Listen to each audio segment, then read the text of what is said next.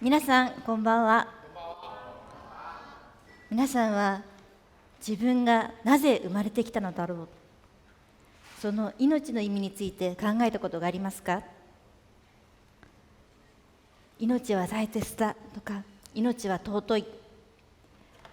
すべての命には役割がある、そんなふうに言われてきて、でもピンとこないかもしれません。今日はこのような時間をいただきましたので、久しぶりに皆さんの前で私の娘の話をさせていただきたいと思います。私は大学を卒業した後、日本航空に10年間勤めました。1999年にニューヨークに留学しました。留学先に知り合った夫と2001年に結婚して、そのままニューヨークに移り住みました。現在私は4人の子供を育てながら働く、いわゆるワーキングマザーです。結婚してあと2002年に初めての子供を妊娠しました。私はごく普通の家庭に生まれて、ごく普通に育ち、ごく普通に就職をして、ごく普通に結婚をしました。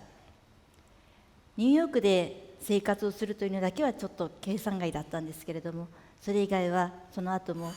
ごく普通に子供を産んで、ごく普通に家庭を築いていくのかな、そういうふうに思っていました。2003年、ニューヨークの病院で娘が生まれてきた時のことをしっかりとはっきりと覚えています。それまで冗談を言っていた主治医が赤ちゃんを取り上げた途端に、突然カメラやめてください、夫のことを怒鳴りつけて、赤ちゃんをさっと抱いて病室の外へパッと逃げていってしまったんです。一体何が起こったんだろう。もう全身がガタガタガタガタ震えて、何が何だかさっぱり分かりませんでした。その後の記憶は今でも断片的でほとんど覚えていません。それから何時間も経った後、病室に一人の医師がやってきて、私たちは決して忘れることができない悪夢のような宣告を受けました。あなたの赤ちゃんには目がありません。鼻も欠損しています。心臓にも穴が開いています。呼吸障害があります。脳の障害については全く今は分かりません。どうやって育てていったらいいんだろう。もうその瞬間に私は真っ暗なトンネルに突き落とされて、行き先を全く見失ってしまいました。その後の育児は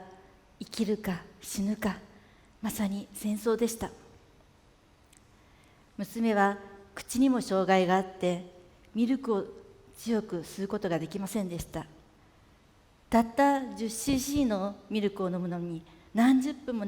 かかります。そして朝からずっと体をエビ反りにしてずっと泣いていたんです。私は隣の家からクレームが来るのを恐れて、ずっと娘を抱いて過ごしていました。私たちは当時ニュージャージーの高層アパートに住んでいたんですけれども、そこに上がっていって、屋上に上がっていって、赤ちゃんを隠すようにして私はずっとあやしていました。そうすると下にふっと何人もの人たちが見えるんです。でも私と娘がここからふっといなくなっても何も変わらないんだ、そう思うと、もう今このまま飛び降りてしまおうかな、何度もそういう衝動に駆られました。またある日、娘が朝からずっと泣いてた日があったんです。私はずっと彼女を抱いてあやしていましたが、さすがに毎日のことで切羽詰まっていて、腰も背中も痛くなって、ついにふっと娘を放り投げてベビーベッドに置いて屋上に登っていきました。そして人っていうのは死を考えるときに何も考えられなくなっちゃうんです。もう後先考えずに残された家族のこととか何にも考えることができませんでした。ただ私はあ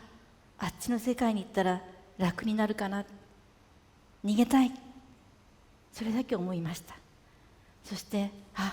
もう人生を諦めてしまうかな、そうだ、娘を連れてあのフェンスを登ろう、そう思って下で待っているはずの娘を連れに帰っていったんです。そうするとドアを開けると、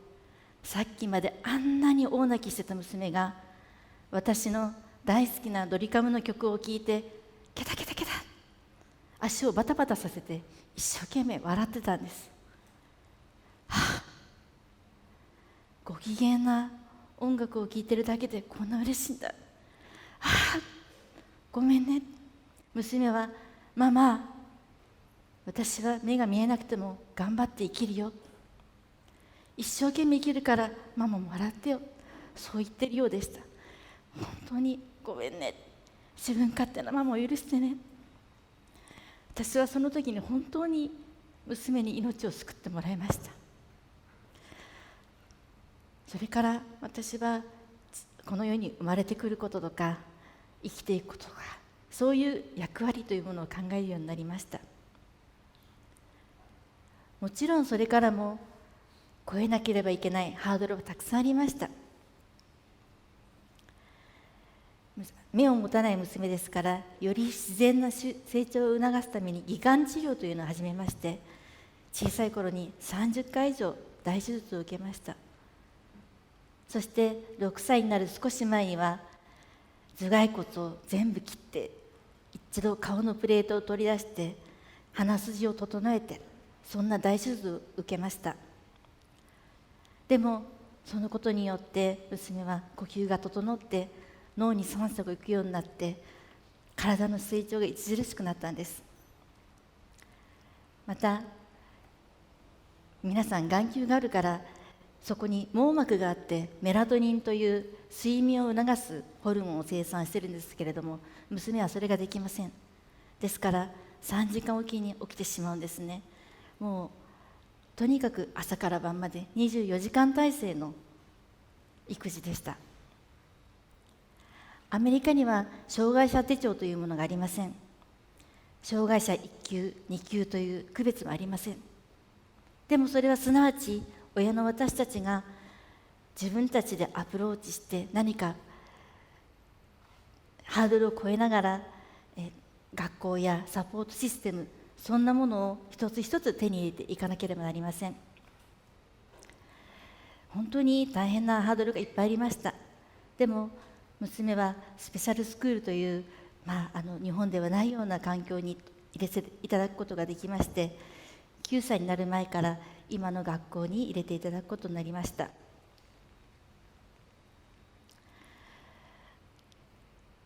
それから、そこで学校に送る時も本当に私は施設に追いやるとかではなくって、片腕をもぎ取れるような本当につらい決断でした。でも娘にとって大切な食事をするとか、一人でトイレに行くとか、白杖を持って歩くとか、そんなことを教えてもらえる環境がありました。今娘はアップステートといって、ニューヨークから私たちの住んでいるマンハッタンから160キロぐらい北にあるスペシャルスクールに通っています。普段は通うことができませんから、寮で生活をしまして、週末になると家に連れて帰ってきたりとか、私たちが会いに行ったりしています。そこで娘は1歳の子ができるようになることを10年ぐらい時間をかけてできるようになりました。9歳過ぎて初めて歩くことができるようになりました。今では食事もスプーンを持ちながらできるようになりました。私がアメリカで障害を持った娘を育てていく中で気づいたことがあります。それは、私は周りに家族や親戚、親しい友達が少なかった。そんな中で地域や社会に助けを求めた結果、アメリカにはたまたまその環境があったということです。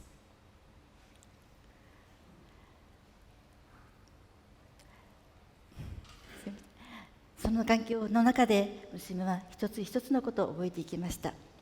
私はいつも、子供は授かり物ではありません、預かり物ですと言っています。それはどういうことかというと、子供は決して神様からもらったものではなくて、神様から一時だけ預けてもらったものだ。だからそのためには社会みんなで子育てをしていかなければならない、そんなふうに考えています。近年になって私はこちらにもいらっしゃいますけれども、世界中で石鹸を配る活動をしています。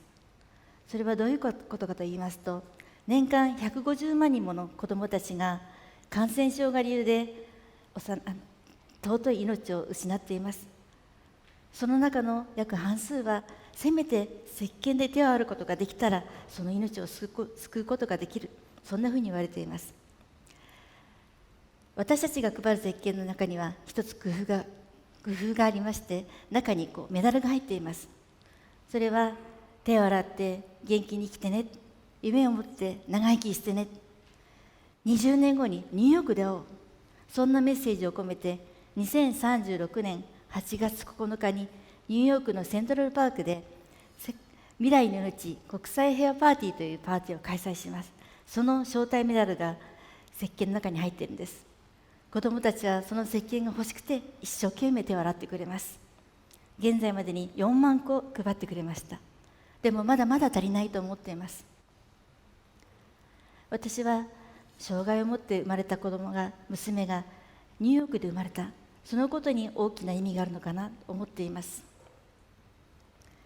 娘にはセリという名前をつけたのですが、セリのリという字は瑠璃色のリです。